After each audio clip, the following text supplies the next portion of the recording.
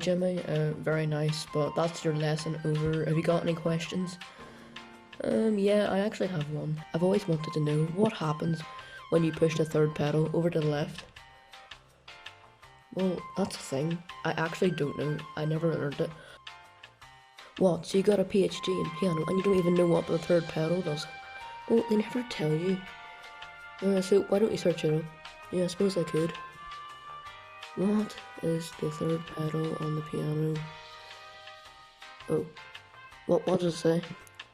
It says no search results. Huh.